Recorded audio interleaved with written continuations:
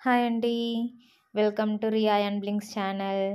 చూడండి మా ఆయన మార్కెట్ నుంచి వెజిటేబుల్స్ తీసుకోమంటే క్యాబేజ్, కాలీఫ్లవర్ పట్టుకొనొచ్చాడు.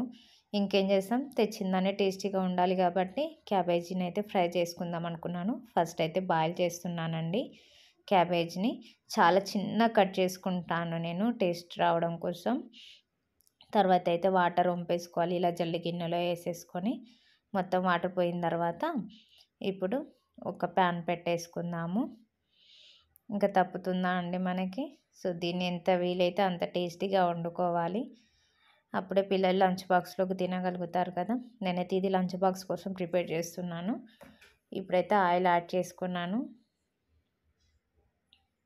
మీరు కూడా క్యాబేజ్‌ని ఏ విధంగా వండుతారో కామెంట్ బాక్స్‌లో కామెంట్ చేయండి.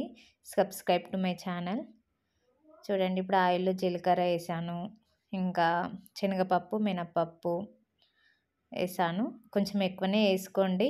దాంతో ఫ్లేవర్ అది నోటికి అంటుకున్నప్పుడల్లా టేస్ట్ వస్తుంది. కొంచెం కరివేపాకు యాడ్ చేసుకున్నాను. ఇంకా ఆనియన్ యాడ్ చేశానండి. మీరు చూడొచ్చు ఆనియన్ అయితే చాలా ఎంత వీలైతే అంత సన్నగా కట్ చేసుకొని ఏసేసుకోవాలి. ఇంకా చాలా కూడా ఏసుకోవాలి ఆనియన్. కొద్దిగా ఏమి వేయకండి, ఎక్కువనే వేయండి. అప్పుడేంటంటే మనకి ఆనియన్ మంచిగా గోల్డెన్ బ్రౌన్‌లో అయినప్పుడు ఆ టేస్ట్ అనేది కొంచెం స్వీట్‌నెస్ లాగా వస్తుంది కదా!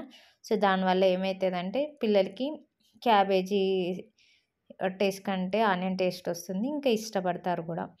సో, చూడండి కొంచెం ఫ్రై ఏదైనా గానీ మనము అల్లం ఎల్లిగడ్డ ఏయకముందే మంచిగా ఫ్రై అయ్యనివ్వాలండి.